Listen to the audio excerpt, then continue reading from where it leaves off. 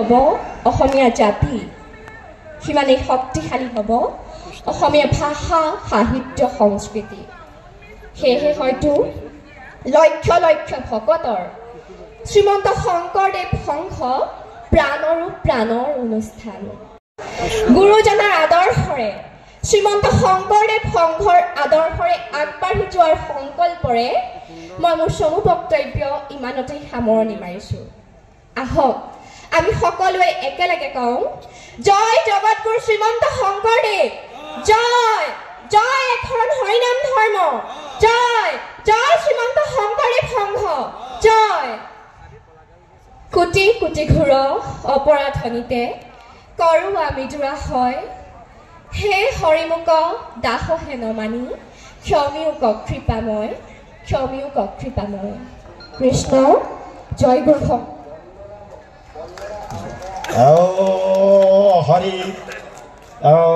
ৰাম যুববক্তা অলংকৃত হাজৰিকা গোলাঘাট জিলা শাখা এইবিলাকক আমি এওঁনিচা যুৱক যুৱতীসকলক আমি সম্পদ হিচাপে গঢ়ি তুলিছোঁ ইমান উদাত্ত আহ্বানেৰে ইমান প্ৰেৰণাময় এটা বক্তব্যৰে আমাক আকৰ্ষিত কৰিছে তেওঁলোকে আমাৰ শুভেচ্ছা থাকিল আমি এতিয়া সন্মানীয় অতিথিৰে আকৌ গৈছোঁ আমাৰ এগৰাকী আইনতি বক্তা আছে এইটো অলপ পিছতে আমি দি আছোঁ এতিয়া আমাৰ যিটো থিপলেট ক্ৰেডিট কোঅপাৰেটিভ ছ'চাইটি নে আমাৰ বিশ্ববিদ্যালয় নহয় ন বিশ্ববিদ্যালয়ৰ সেইটো হৈছে কৃষ্ণ পৰম সন্মানীয় আজি এই গুৰুত্বপূৰ্ণ মুকলি সভাৰ সভাপতি বা প্ৰমুখ্যে আজিৰ এই সভাত এই মুহূৰ্তলৈকে সমবেত হৈ থকা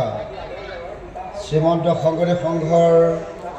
সন্মানীয় উপপদাধিকাৰ জাতীয় সম্পাদক বিষয়ববীয়াসকল সন্মানীয় অভ্যাগতসকল বিভিন্ন দল সংগঠনৰ সন্মানীয় মুৰব্বীসকল আৰু মোৰ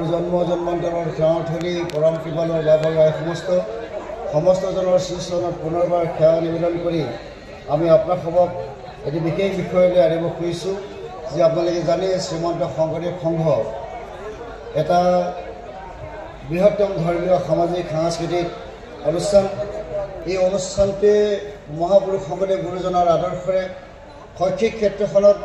কিছু পৰিৱৰ্তন অনাৰ চিন্তা চৰ্চা কৰি এই শৈক্ষিক ক্ষেত্ৰখনৰ জৰিয়তে আচলতে প্ৰকৃত মানৱ সম্পদ তৈয়াৰ কৰাৰ লক্ষ্য আৰু উদ্দেশ্যৰে মহাপুৰুষ শংকৰদেৱ গুৰুজনাৰ ধৰ্ম আৰু আদৰ্শক মহাপুৰুষ শংকৰদেৱ গুৰুজনাৰ দৰ্শনক মানৱতাবাদক বিশ্বত প্ৰতিষ্ঠা কৰিবৰ কাৰণে কিছু আঁচনি গ্ৰহণ কৰিছে আৰু এখন এই আঁচনি গ্ৰহণ কৰি এখন বিশ্ববিদ্যালয় প্ৰতিষ্ঠা ইতিমধ্যে কৰিছে যোৱা 2014 চনত 2014 চনৰ পৰা 10 বছৰ কাল এই বিশ্ববিদ্যালয়খনে অতি মসৃণ আৰু খুব সুন্দৰ গতিৰে আগবাঢ়ি আছে ইতিমধ্যে বিভিন্ন ক্ষেত্ৰত ৰাষ্ট্ৰীয়ভাৱেও কিছু পুৰস্কাৰ লাভ কৰিবলৈ সক্ষম হৈছে বঁটাৰে সন্মানিত হৈছে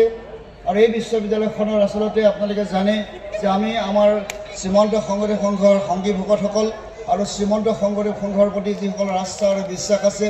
যিসকল অনুগামী তেখেতসকলে স্বেচ্ছাই আমি এটা পুঁজি তৈয়াৰ কৰিবৰ কাৰণে চেষ্টা কৰিছিলোঁ আৰু এই পুঁজিটো তৈয়াৰ কৰিবৰ কাৰণে চেষ্টা কৰি আমি এটা সিদ্ধান্ত গ্ৰহণ কৰিছিলোঁ যে শ্ৰীমন্ত শংকৰদেৱ সংঘৰ এই পুঁজি গঠন কৰিবৰ কাৰণে অৰ্থাৎ বিশ্ববিদ্যালয়খন ভৱিষ্যতে সুচাৰুৰূপে পৰিচালিত হ'বৰ কাৰণে আমি কিছু লোকৰ পৰা আমি 1 লাখ টকাকৈ বিচাৰিছিলোঁ যিসকলে 1 লাখ টকা দিব সেইসকলক হৃদয়ী সদস্যৰূপে আমি গণ্য কৰিম আৰু তেখেতসকলে চিৰজীৱন তেখেতসকল আজীৱন বা তেখেতসকলৰ পুত্ৰ পুত্ৰদিক্ৰমে এই বিশ্ববিদ্যালয়খনৰ অধিকাৰিত্ব লাভ কৰিব তেখেতসকলক বিভিন্ন সময়ত সকলো অনুষ্ঠান প্ৰতিষ্ঠানত তেখেতসকলক নিমন্ত্ৰণ কৰা হ'ব তেখেতসকলৰ দিহা পৰামৰ্শ আমি গ্ৰহণ কৰিম ঠিক সেই উপলক্ষে আমি প্ৰতি বছৰে এনেধৰণে আমাৰ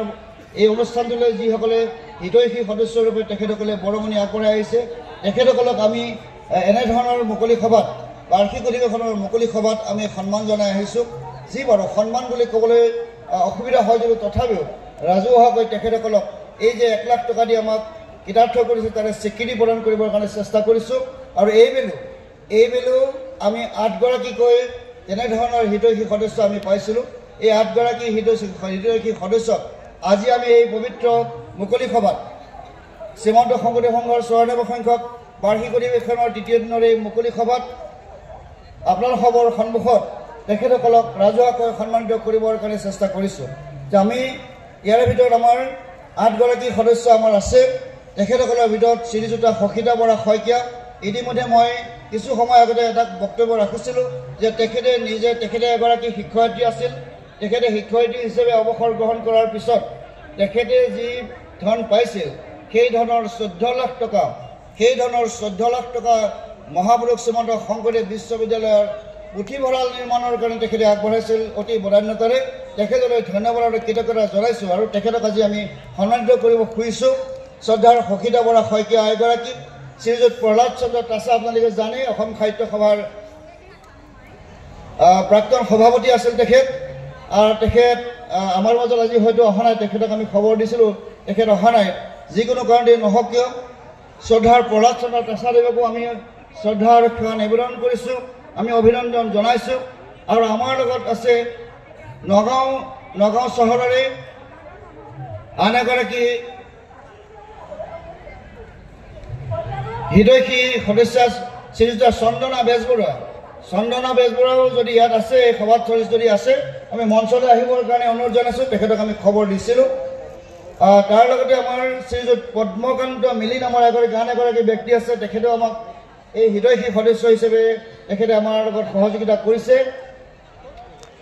শ্ৰীযুত ভূপেন শইকীয়া আৰু শ্ৰীযুত পৰশমণি দত্ত শইকীয়া, তেখেতসকলেও আমি তেখেতসকলক নোখোজাকৈ, আমি তেখেতসকলক আবেদন নজনোৱাকৈ নিজ ইচ্ছাৰে এই বিশ্ববিদ্যালয়খনৰ উত্তৰণত কিছু সহায়ক হওক বুলি এনেধৰণৰ হৃদয়ী সদস্য হোৱাৰ মানস কৰি আমালৈ 1 লাখ টকা আগবঢ়াইছিল। আৰু তেখেতসকলো আহি আমাৰ মাজত উপস্থিত হৈছে। আমি